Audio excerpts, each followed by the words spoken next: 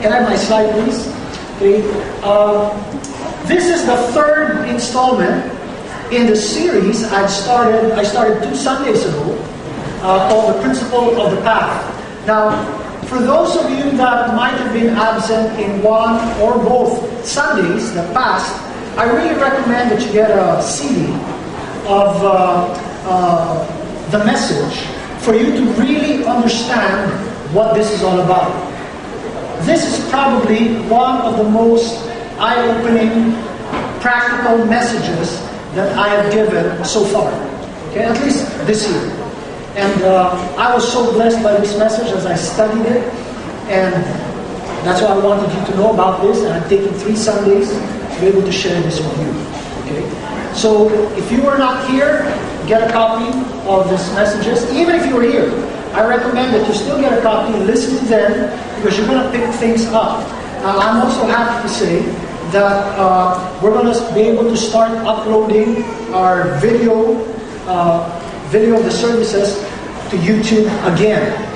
Okay, and every week I've got people from all over the world subscribing to our channel on YouTube, and that's encouraging to me.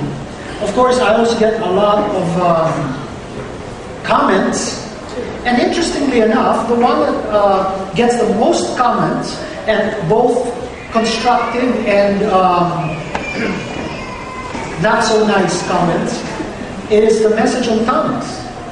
You know, and that encourages me. You know, I don't care what kind of messages people put down. Some say I don't know what I'm talking about. Some say this is demonic. Some say I'm a cult leader. Some say I'm anointed. You know, all kinds of stuff. I don't care. Whatever they write down, there is nothing they can say to discourage me. Because even if they make a negative comment, that means they listen to it. Okay? And that's all I want, for people to listen. They don't have to like me. I'm not in a popularity contest. You know, I'm not joining Miss Universe or anything like that. So they like me, they don't like me, it really doesn't matter. Okay? But this is the third, and I believe the last installment, we'll see, on this series called The Principle of the Path. And this particular message I entitled The Key to Getting It Right. Now, as you know, the principle of the path basically says direction, not intention, determines destination. Okay? And I spent 2 Sundays talking about this. And basically what we say, it doesn't matter what kind of person you are, it doesn't matter whether you're male or female, young or old, educated, uneducated, rich or poor. If 2 of you are walking on the same path, it will always lead to a predictable destination. Every path has a destination. Doesn't matter whether you're a believer, non-believer, you are an atheist, you're a Satanist, you are male, female, long hair, no hair, short hair, doesn't matter. If you're on that path, it will always lead to a predictable destination. No amount of praying, no amount of fasting is going to get you out of that place until you change your direction. You cannot keep on walking down that road and expect to come to a different destination from the person sitting next to you. That's the principle of the path. And if you don't understand that, you got to get a copy of the messages. Okay? So this is the principle, and here's the thing. We've always been saying that it's very important to make right decisions, because every decision is a step down a path. See? And it's not your intention. Doesn't matter what your intentions are. Doesn't matter how much you pray. And I'm not saying praying is not important. Okay? But prayer by itself does not change the path. Prayer will be one of the things you need, so that you will realize whether you are on the right path or the wrong path. But praying does not get you out of the path. You need to make a decision to get out of that path. And if you keep on walking down that path, you can pray every day, you will still end up in that destination. See? Now, and the problem is this. We know that every path leads to a predictable destination. And we also discovered last Sunday that life is filled with firsts. Right? It's filled with first. Your first date, first kids, first marriage, first financial decision, everything, it's filled with firsts. And oftentimes, we don't have enough wisdom to be able to know where our decision will lead us. And if we make a wrong decision, and we keep on making wrong decisions, whether we have good intentions or not, it will bring us to a predictable destination. And that poses a challenge for us. How can we make a right decision? Now we know the Bible says He restores our soul, He leads me in the paths of righteousness. And if you make a study on the word path in the Bible, you'll be amazed at how many times that word is used in the Bible. God is all about putting us on the right path, and the devil is all about putting us on the wrong path. And what exacerbates the problem, what makes it worse, really, is that oftentimes we are on a happiness quest and not on a truth quest. I am still constantly amazed, or maybe flabbergasted is a better word, at how many people on Facebook put all kinds of pictures pursuing happiness. One who was a believer also said that happiness is the ultimate success. And I said, this guy doesn't know what he's talking about.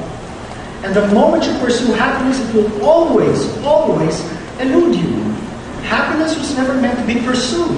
God intended for happiness to pursue you as you pursue God. And it is in our obedience to God that happiness comes our way. But the moment you pursue happiness, you will never really find it. And even if you do, it usually is very fleeting. It never manages to stay. And the thing is, the problem is that we make our choices now. Every day we're making choices. Every day we're making decisions. But the results come later. And in some cases, much later. And by then, we're committed to that road. And we're cruising at 100 miles per hour. It's like in high school, you skip your classes. And then you realize by the time you graduate, if you manage to graduate after 7 years, the college you wanted to go to won't accept you because of your grades. We constantly work overtime or overseas. And then many years later, we wonder why our children don't want to spend time with us. We marry someone of a different faith because he's cute, because she's sexy. And further down the road, we realize we can't agree on anything because our values are different. The way we rear our children, the way we deal with our finances, tithing, for example, and how we resolve conflicts and so on and so forth. We smoke at 15, only to find out emphysema comes at 50. Many decisions in life cannot be reset other than a miracle. That's why it's crucial to make right decisions early. And that becomes the problem. If only there were a website, with all the possible decisions we can make and all the possible destinations they will lead to. Wouldn't that be great? I need to make a financial decision. I'm thinking of investing in let's say, buying shares of stock in company A on March, 17, 2013. And I'd like to know how much it's going to cost March 13, 2020, if Jesus doesn't come. Right? 2020. Will it be a good investment or not? Okay? And you just go to that website and poof, it says, you're going to lose money. Okay, so forget that. I'm going to do something else. Okay? But the problem is, there is no such website. But here's the thing, even if there were such a website, The question is, would you go to that website? Second, would you listen or would you heed the advice on that website? I think we're not going to heed the advice in such a website. Why? Because we have a tendency to believe that we are the exception to the rule in most things. We always have a tendency to think that, oh yeah, that's what's going to happen to them. It's not going to happen to me. So even if the information is available and says, this is a bad choice, but it makes me happy, so I'm going to do it anyway. But this is going to happen to you, not to them, not to me. It's not going to happen to me because I pray, I fast, and better still, I go to Words of Life. Remember, direction, not intention, determines destination. I'll give you an example. Okay? I'll give you an example. And I found out in all my travels that this is probably one of the best examples because there are so many that still do this. Okay? You have a warning, right, in every pack of cigarettes about something that the Surgeon General says. I don't know what the Surgeon General is. Okay? Is he a doctor or a military man? Maybe both, you know. But whatever it is, he always says cigarettes kill. But guess what? We're going to smoke them. You know why? It makes me happy. Oh, but you might get sick. No, I'm the exception to the rule. It's not going to happen to me. So clearly, information is not the key to making right decisions. Because the information is on the packet. Every time you buy, you can read it, but it doesn't stop us. And this is not true only about cigarettes. This is true about drinking. This is true about drugs. You know, that's one of the reasons why I didn't get into drugs when I was in high school. You know, I got into just about every kind of vice except gambling and drugs. Gambling because I was scared to lose money. And drugs because I did a research on drugs first. You know, and when I realized that most drugs will fry your brain, you know, then I decided, I'm not going to take drugs. That's not a smart thing to do. Okay? But everything else I just about did. Regardless of the information about the things that I did. I smoked, I drank, well, many other things. And there was a lot of information about all these things, but you know what? I didn't care. You know why? Because I'm the exception to the rule. Bad things are not going to happen to me. I fixed up my car, and so I had my first car was a Mitsubishi Galant, but I modified it so it could hit about 230 kilometers per hour, and I would drive at 230 kilometers per hour on at that time, North Diversion. I would do 180 on EDSA. That was way back then when it was not too traffic at 2 a.m. But if that sounds dumb, we would do it with my friend, and I would follow him, or sometimes he would follow me. We're both doing 180, and we're only like 3 feet away from each other. You know why? Because it made us happy. And because accidents, well, we're the exception to the rule. It's not going to happen to us. Until I got into an accident.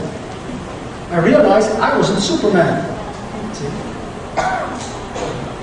So information, even an abundance of information, is no guarantee that you and I will make right decisions. That you and I will get on the right path to lead us to a good destination.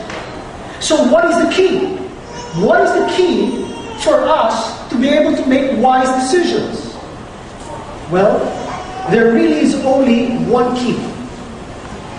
There's only one key. That's good news and bad news. Okay? The good news is you don't have many keys to memorize. The bad news is this is the only one. If you don't like it, there's no other key. Okay? And this is the key. Submission. I know, especially to you ladies, submission is a bad word. Okay? It's not something that women enjoy doing. Most women. Unlike you. Okay, you guys are all spiritual, right? You're all spiritual. You all submit to your husbands. Okay, and that's good. But men also need to learn to submit. In particular, submit to the one who knows where every path leads.